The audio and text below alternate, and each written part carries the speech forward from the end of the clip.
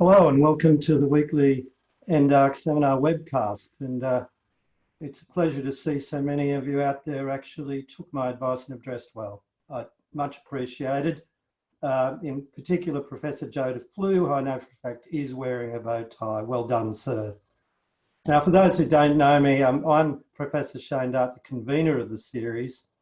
And I should start by saying while we are dispersed, we acknowledge traditional owners of country throughout Australia, recognise their continuing connection to land, water and culture. We pay our respects to their elders past, present and emerging.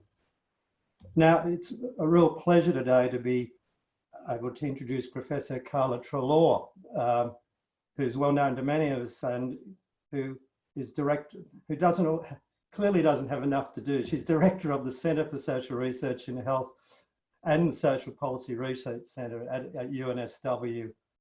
She's, I think it's fair to say, one of the world's leading qualitative researchers in the drug and alcohol related fields, and with particular interest in hepatitis C. She's on innumerable committees, is a senior editor with Addiction.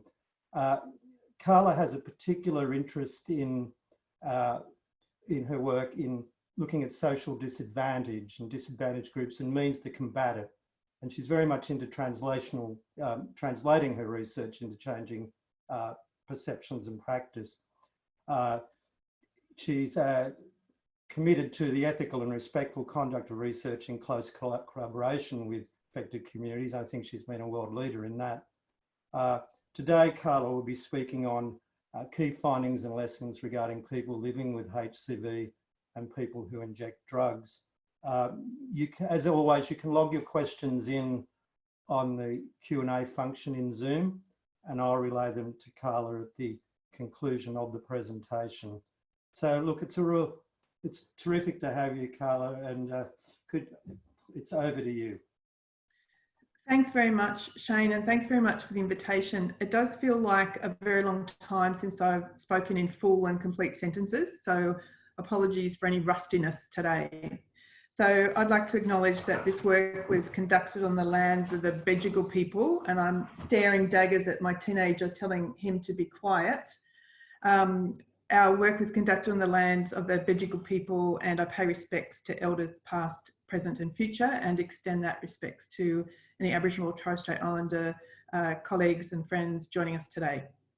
I'd also like to acknowledge my co-authors here and to note that Tim Brodie, who's been a real engine room of this work, is on the line, particularly when we get to Q&A, in case there's stuff, well, I'm sure there's lots of stuff that I've forgotten or he has the expertise to address in questions and answers.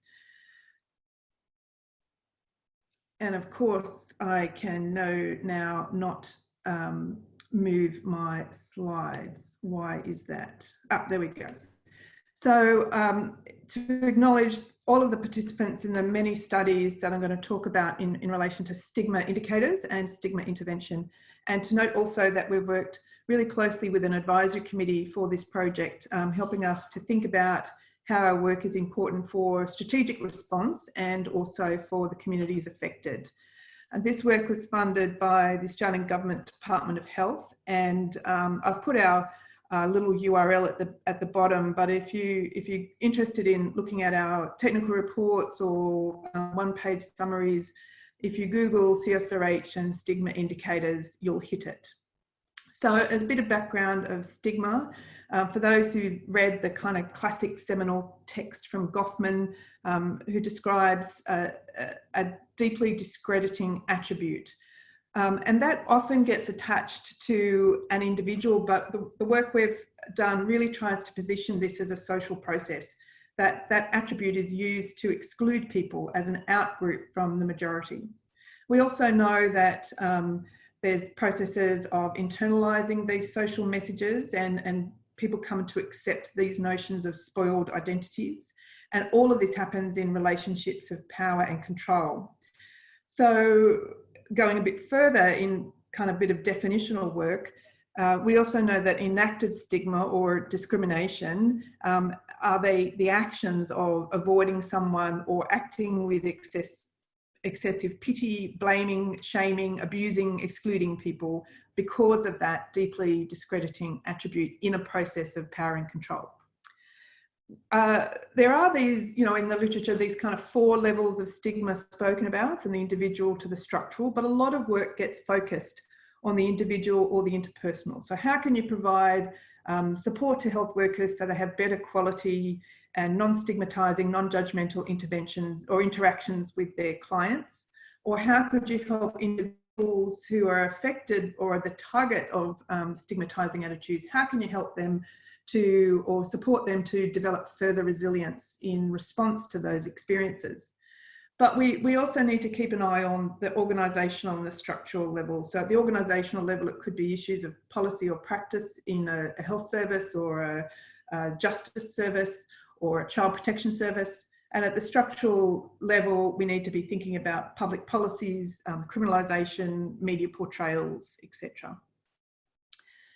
So, you know, stigma can be directed to many different attributes. There's work from the US that kind of collates, I think it's about 180 or 190 different attributes and measures responses to those. So they could be physical characteristics such as people with disabilities, lifestyle choices, religious affiliations, socioeconomic status, gender, sexual orientation, and just about anything we can think about of how society decides to carve itself up into those who need to be, or for some reason, excluded from the majority.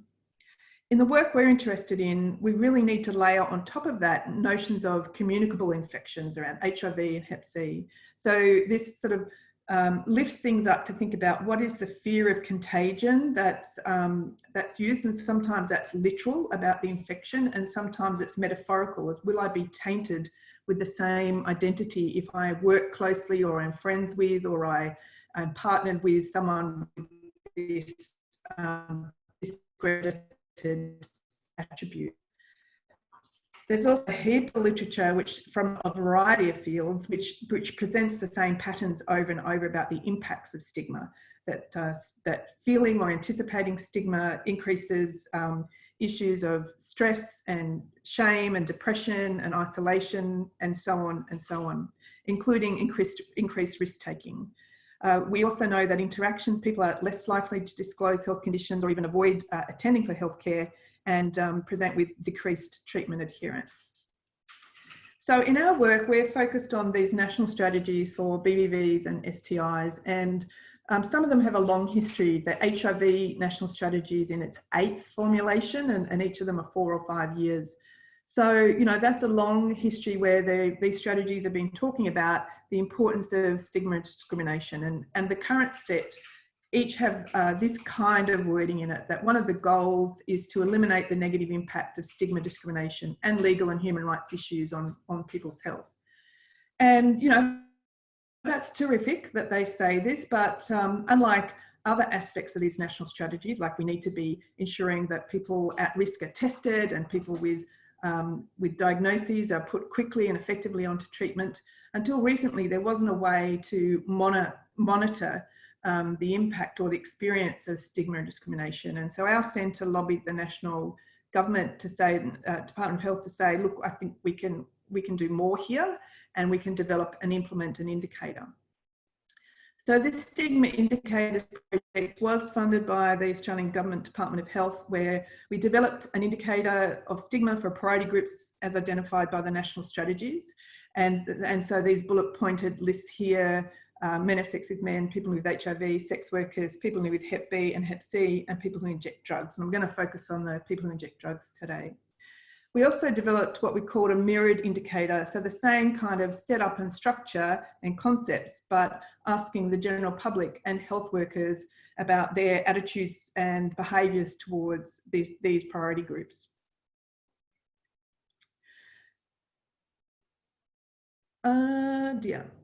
So I thought I did have a slide in there which actually showed you the indicator, but it appears I have somehow dropped that out. So I can talk you through it as we get to it.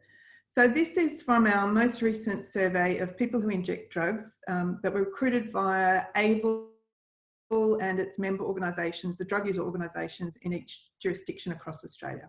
So we had about 600 people who responded to this. We presented the demographics there.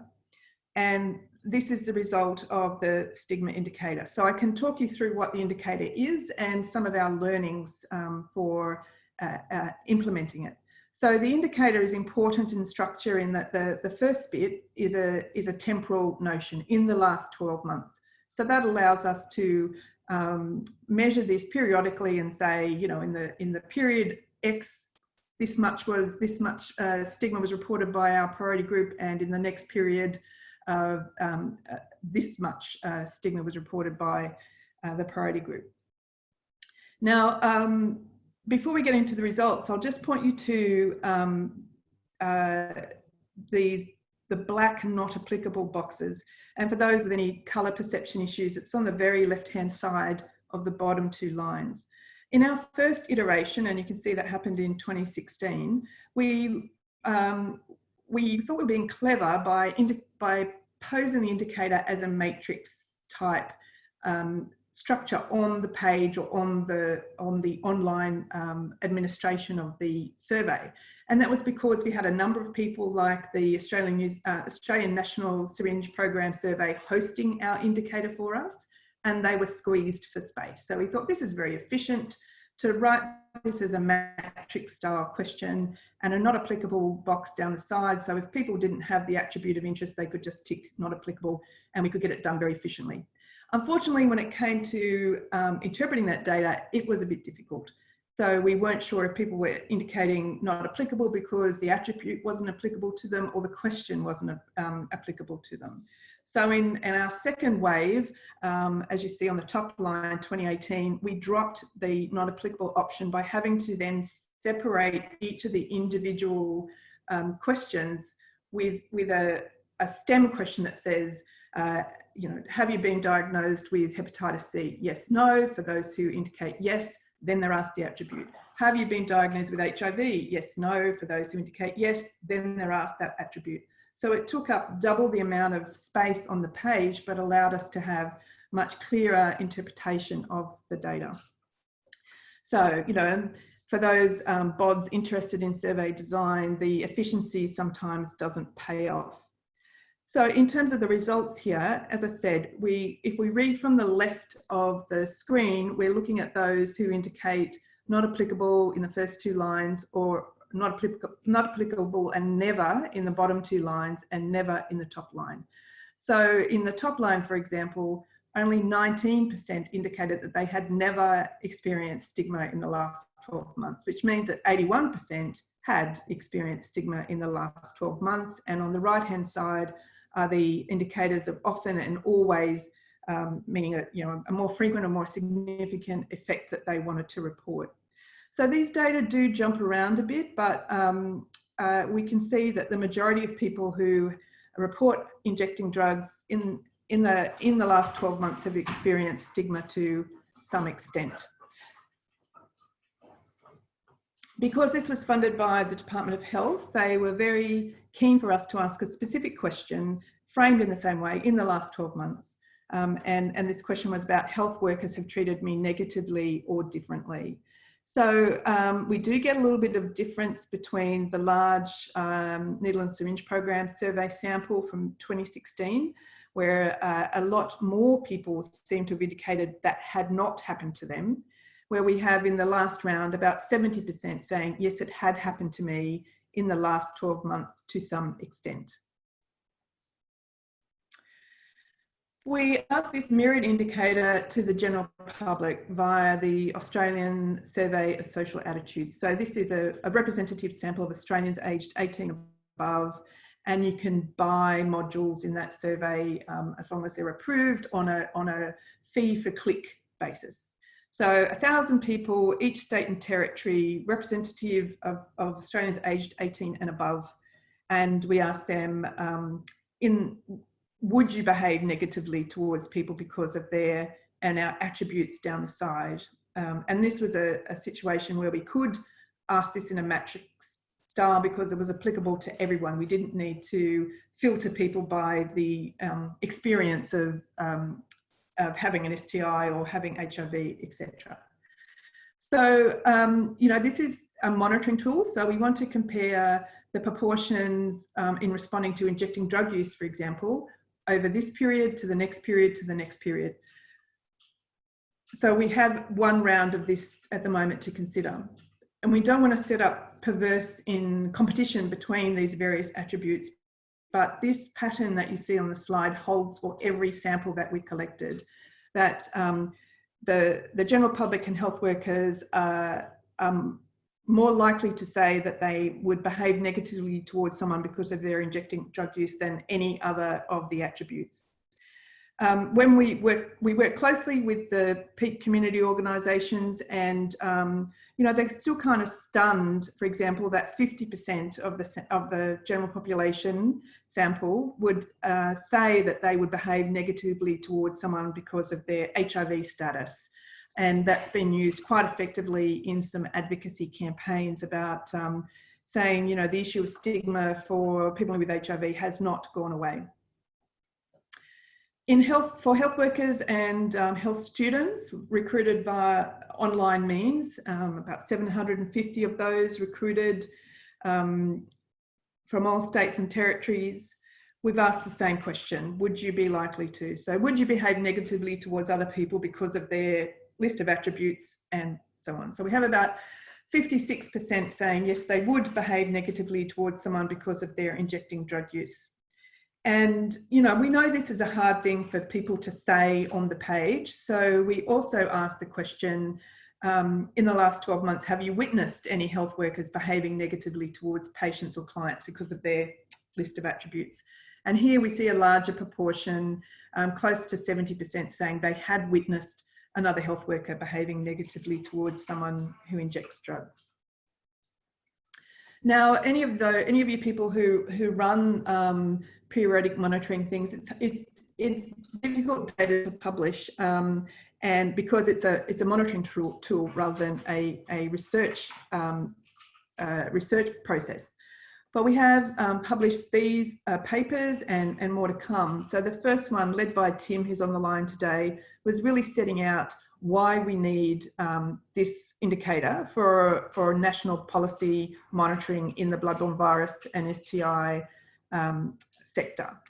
And then you can see in the papers published by Tim and Lauren Brenner, led by Tim and Lauren Brenner, we've looked at other notions like in the first paper around HIV centrality, social support, internalised stigma, and psychological distress. The third paper is about the Australian population's attitudes, and the last paper there about health workers' support for discriminatory treatment.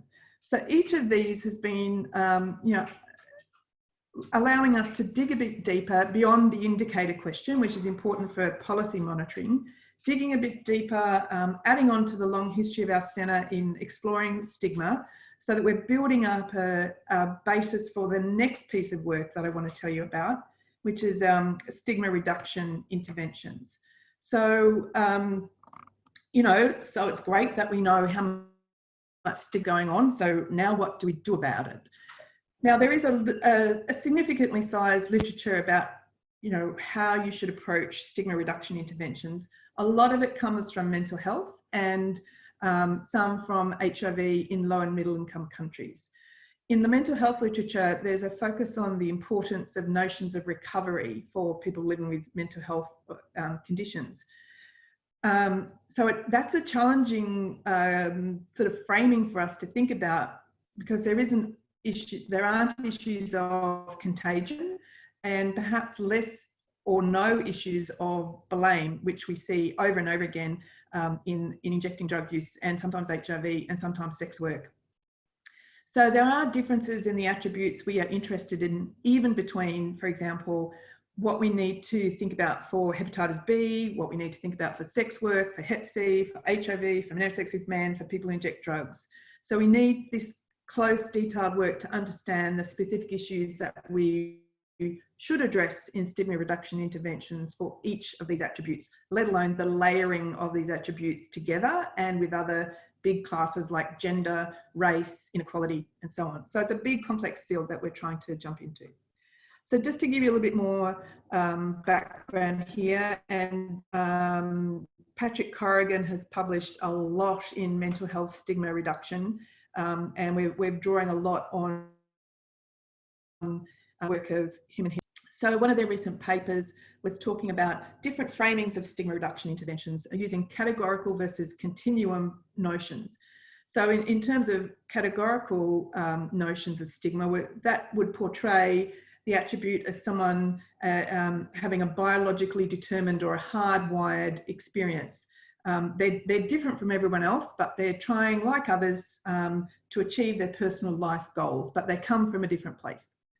The continuum idea is that we are all different on the scale of behaviour, and we're all on this continuum and trying to achieve our life goals. And this, you know, is more or less useful when we think about drug use. Yes, we could perhaps position drug use on a continuum, and that might be appealing for some framings of stigma reduction interventions.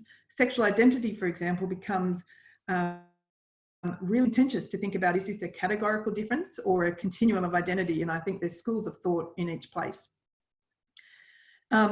This work by Corrigan also talks about the framing stigma reduction interventions as education versus contact. So in an education approach, you might be focused on contrasting myths with facts, and in contact, perhaps self-explanatory, providing ways for the targets of the intervention to interact with people, and particularly using this notion of interacting with people in recovery for mental health stigma reduction interventions. So we took all those kind of ideas, and we had the opportunity to do a very quick, we're just still finishing it actually, again, Commonwealth Department of Health funded project where we piloted some stigma reduction intervention work. So we did this online with Facebook advertising, targeting the general public. Because of the time frame and resources we had to use existing resources that were out there that we could use with permissions to address definitely a contact hypothesis, because we wanted to present people with the different attributes and humanize them by getting them to talk about their experiences. And, you know, this notion of continuum is still something we're a bit struggling with, because we couldn't manipulate the material ourselves. It was what was out there. So what we used was a mix of a continuum or not for various attributes. So we put out this advertising, we consented people, of course, and then we randomized them to a control group or one of these 5 other conditions. And we asked people to complete a survey. We showed them a short video based on the attribute that they were randomized to, and then they completed a post survey and on the 3-month follow-ups for people to do those surveys. So we used materials that were out there in the public domain. So on the bottom left, you know, you might be all aware of the ABC series, You Can't Ask That. And I think in the first season, they had an episode focused on sex work. So there were some publicly available videos from that, and in consultation with the ABC, we repackaged some of those snippets to put that into one of these intervention conditions. Also, following on the bottom, we have the Cairns Hepatitis Action Team. So following the You Can't Ask That format, this group put together a short video on Hep B and another on Hep C. And again, with their permissions, we reformulated that to use as the Hep B and Hep C interventions. Similarly, we use publicly available information about living with HIV from the Queensland Positive People. And we use some information on the top right, some video available from AVIL, from a filmed kind of discussion piece they ran, and some clips from the Lives of Substance website. So, you know, it wasn't perfect by any means, but it was what we had the capacity to do in this 12-month project. So I'm just going to play you a very short clip, give you an idea, 20 seconds from the Cairns Hepatitis Action Team.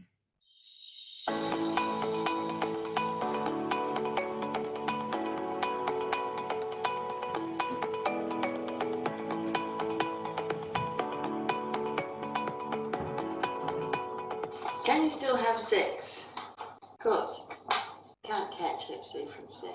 You have to remember that it is a blood-borne virus. If there's any chance of, you know, blood to blood in sexual activity, it could be a risk, I suppose.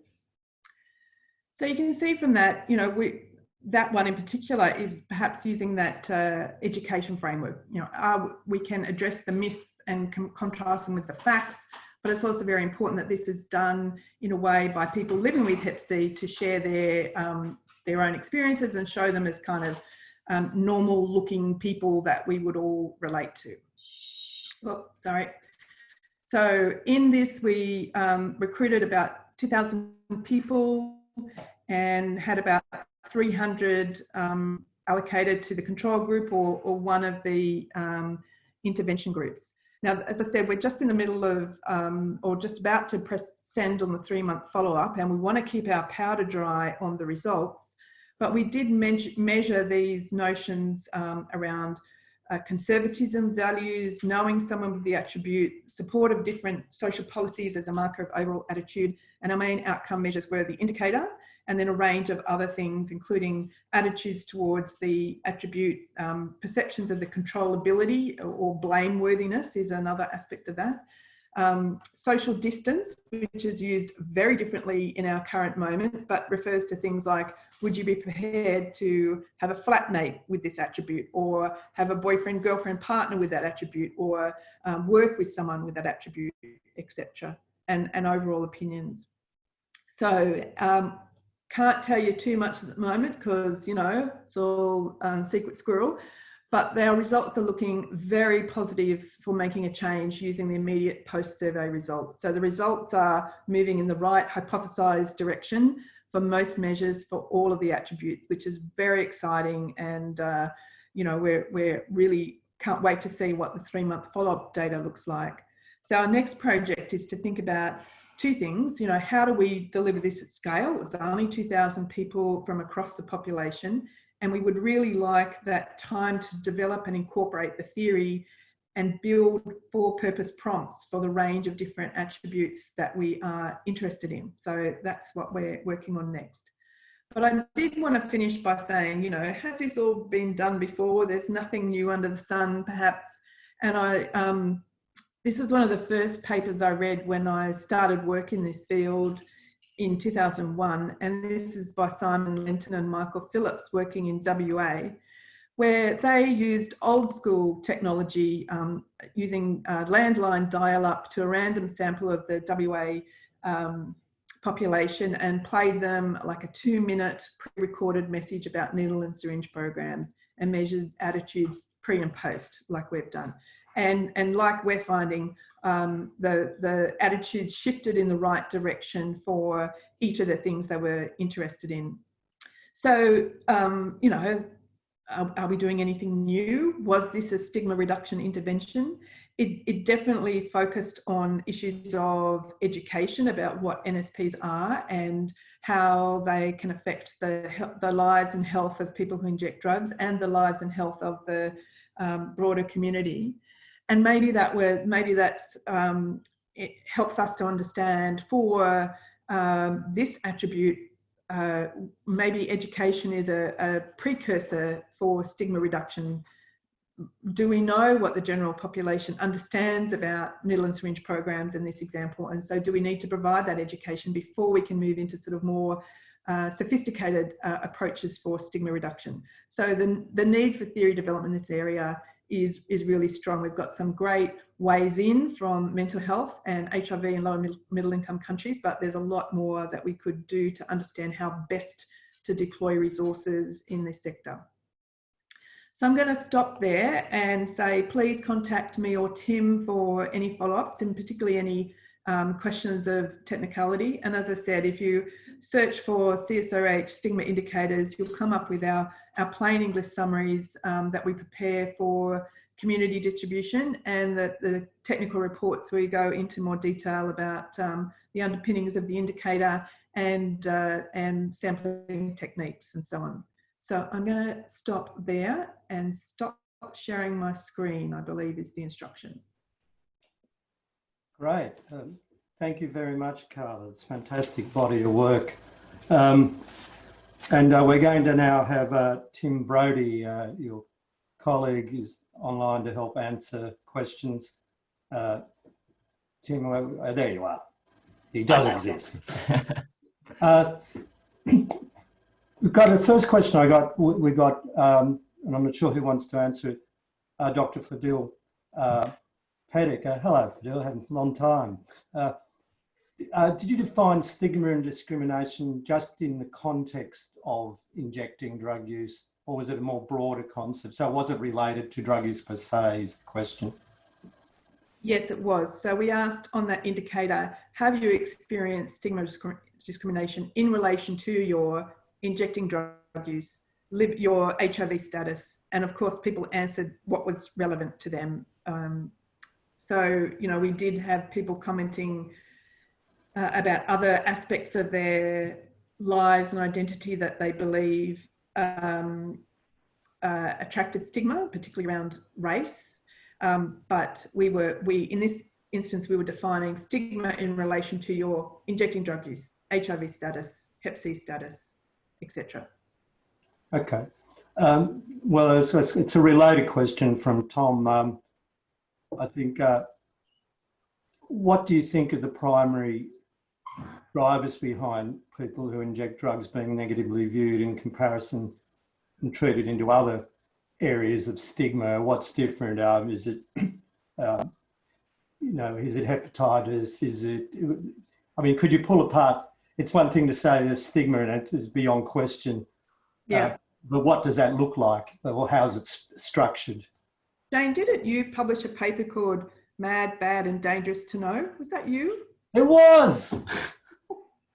It was. That was back, oh goodness, about 1993. Well, see, legacy lives on attitudes to injecting. Yes. Good so, God. You know, some things may not be new under the sun, right? You know, and to think about that individual to structural notion of stigma. We know injecting drug use is criminalised, so it will attract stigma on that basis. I think we've also got media portrayals of people who use drugs as being dangerous, and I think with methamphetamine, that's given it a whole new life. When we measure health workers' attitudes, there's often things expressed that they are fearful of people who inject drugs, and that may be on the basis of previous experience or what they've heard from other people. And you wrap those things up, and with infectious status, HIV in the mid 80s and onwards, and then hepatitis C, we've got a kind of a complicated constellation of factors ranging from the individual to the structural. And so what do you do about it is really quite complicated for stigma interventions. Can I just also add there, one of the things that we've noticed a bit of a difference in, particularly in the early phases of this intervention project Carla mentioned before, is the differences between stigma towards a condition versus stigma towards a behaviour. So if you're talking about stigma towards HIV, there seems to be a huge amount of difference in the public attitudes in that sense compared to the behaviour of injecting drugs. And part of what we've been looking at is getting some more detail, particularly around that whole idea of controllability or blame, and how that feeds into the disparities of stigma in those sorts of cases. Yeah, well, there's a related question. I think it follows on neatly from that, from Tom again. How do we go about reducing stigma when there's such a large group in the general community who view drug use as a moral failing? I mean, it's one thing for us to talk about it, you know, and people who are familiar with harm reduction, etc. But it's how does one approach if the fundamental ethos is that you are morally degraded in some sense? Yeah, right. So, you know, do we try to use this continuum thing that most people use alcohol? Most people who use alcohol don't have a problem with alcohol. And alcohol is one part of this continuum of drug use. we could go to the history about the kind of ways in which different drugs have become legal or not legal, and it's a quirk of history and geopolitics, etc. I think there is a heap of work to do there. I'm really interested in the ways in which this sounds like a bit of a left field comment first up, but the ways in which the Royal Commission into Institutional Responses to Child Sexual Abuse has dealt with alcohol and other drugs. And we know, again, from some of the work that NDARC has done, there are really high proportions of people in drug treatment who report adverse childhood experiences. And the use of alcohol and other drugs as a coping mechanism. But that's really difficult because you don't want to set up this dichotomy of kind of people who are allowed to use drugs to cope with trauma in their childhood versus people who just want to have fun and didn't have those adverse childhood experiences. So it's a really complicated situation, and the potential to kind of backfire and create further problematic social ideas of what drug use and people who use drugs are. So that's why we work so closely with our advisory group to help us think this stuff through. And why we used what was already in the field from those groups, because they've done that thinking of how do we want to present ourselves and what are the areas to walk into and what are the areas to avoid. Great. I suppose just following on, there's a couple of questions here that looking at health workers in particular. Sorry, my screen's jumping around randomly. I suppose it's really with health workers, given that one would expect health workers to have all of the knowledge, shall we say. Yeah. This question is, does education have, what are the best buys in terms of how you approach health workers? And the related question was, education alone have an impact on values, and it's suggesting, I suppose, that I think that it's not as simple as that. I'm interested in both of you, what you've got to say. Yeah, I mean, as I said, our centre's been working in this field for a long time, and one of the nice bits of work we've done previously is working with those organisations that have positive speakers bureaus. So people with HIV or with Hep C who go to lots of different organisations, including health organisations, and as part of an educational experience that Hepatitis New South Wales might run or ACON might run, they talk about, so there's someone saying, this is what hepatitis C is, and this is how it affects the body, and this is the prevalence, blah, blah, blah. And then they have a positive speaker to say, this is my experience of living with hepatitis, and this is what Stigma has done in my life. And those positive speakers are usually evaluated like off the charts in terms of people really appreciating the stories that they tell and what the impacts of that on people's understanding. So, what does that mean? Is that really kind of knowledge, or is it really, or is it wrapped up in attitudes as well? And I think it's a mix of both. But there is critique in the stigma literature that, if education was the solution here, we would have done this a long time ago and it wouldn't be a problem. So it's not so simple. So our colleague Lauren Brenner is also, Tim, correct me if I've got this wrong, working in the notion of pluralistic ignorance. So that is, it's a terrible term, right? It's not a nice term to say. Yeah, that's right. Yeah, it's about, well, what I understand and believe is impacted or influenced by what my colleagues do. So because I witness my colleagues acting negatively, or I think they're going to act negatively, that kind of allows me to think and act negatively as well. So there is a body of literature about changing that notion of what you think others of your peers think, and getting that to influence attitudes and practices. Tim, did I get that right? Yeah, that's essentially the crux of the argument, that the perceived attitudes of other people, whether it's peers or social networks, can have a very strong influence on your own behaviour, whether or not you yourself hold to those attitudes that you perceive others to have. But they maybe are not even conscious. No, not conscious. Yeah. Exactly. And and how those things get developed, it doesn't come from a vacuum. So there was this lovely bit of work done by Barbara Patterson in Canada, where she did an ethnographic observation study of the emergency department and people who use drugs coming into emergency department. And she looked at the operations of the security team and the policies that drove them. So if someone came into the emergency department who appeared to have used drugs, the policy was that a security officer would go and stand right over their shoulder and just stand there. Mm. Now, why? Why is this a policy, and why has it been operationalised for this particular group of patients? These are someone turning up to a health service to seek assistance. And this policy was enacted before the person might have displayed any notion of bad behaviour, as might be seen by the workers. So, you know, these notions of what I believe or what I think my colleagues believe are driven by these messages that can be absolutely embedded in policies or laws or other structures. So that's why we keep needing to stretch ourselves and not think it's not just how one person behaves to another, it's how that interaction has been informed and built by the things around it. Okay. Things being a technical term. A technical term for things. The world, the big world. The multiverse. There's a question from Tanina. The Ministry of Health are currently undertaking a project on the beliefs, values and behaviours of healthcare workers towards people using alcohol and other drugs. And it says the aim is to develop key messages to target negative attitudes, and would the stigma indicators be useful in this work? Yes.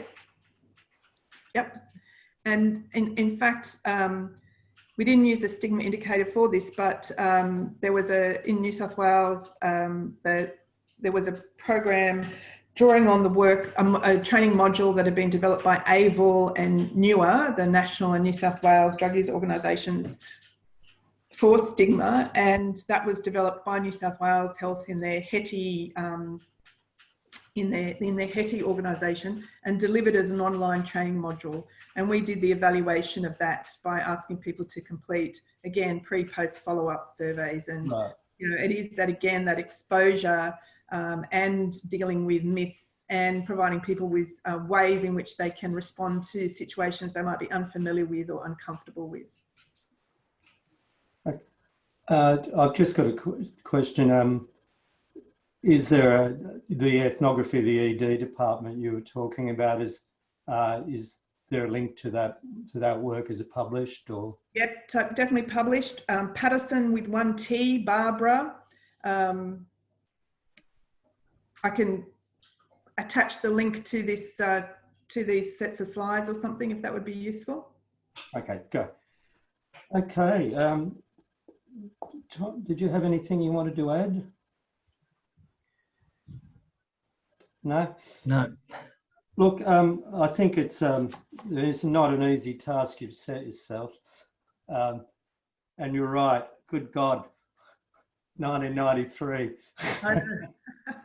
See, but like, and you know, as a, you know, I must say, people have been, particularly in the drug use organisations in the community sector, chipping away at this since 1993 or beforehand. And you know, how frustrating it must be to receive reports of community members receiving really poor treatment or poor interactions again and again and again over those, you know, decades.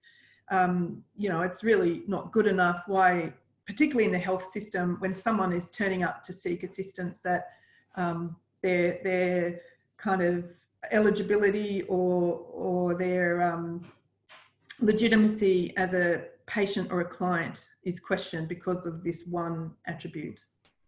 We have, however, I think we have witnessed positive developments in our careers. For instance, naloxone. Well, I'm thinking about things that have changed, like naloxone and needle exchange, or as it was called at the time in the 80s, was highly controversial. Maintenance. So, you know, I mean, think you can make a difference, and I know that you will. I have one last question from an anonymous, very popular name, Anonymous. Would targeted rather than general education campaigns be more likely to be effective in a specific area like healthcare, where the knowledge gaps and assumed attitudes appears might be different? So is it a one size fits all? Does one very much target on your population? I mean, that's such a great question, right? And that really explodes the possibilities there, because again, from our qualitative work, you know, people tell stories of they say they disclose their Hep C status and they see the GP, for example, recoil. Oh, you're one of them. So, you know, the clinician focus. But then we also get stories of reception staff finding out about this discrediting attitude. And I think providing support and intervention to reception staff versus clinical staff in different parts of the service, it's a very different picture, right? You would need to do things very differently.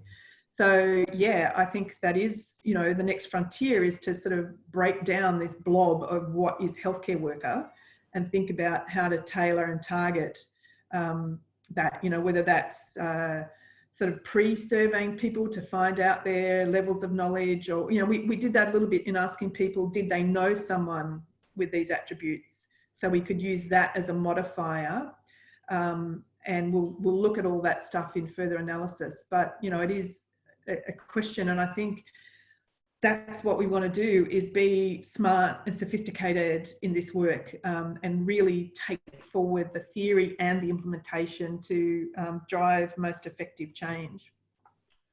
Right, well look, that's an exceptional presentation, and thank you, Carla, for and Tom, for one, conducting the research, but two, coming and doing it in these strange circumstances. But it's been an absolute pleasure to have you both on today, and I think the question time shows that there's a lot of interest out there, and I know we've had certainly close to something like 90 participants listening today. So look, I'll give an applause on behalf of everybody, which you can at least hear. I can hear them coming through the windows from around the land. But yeah, right, great.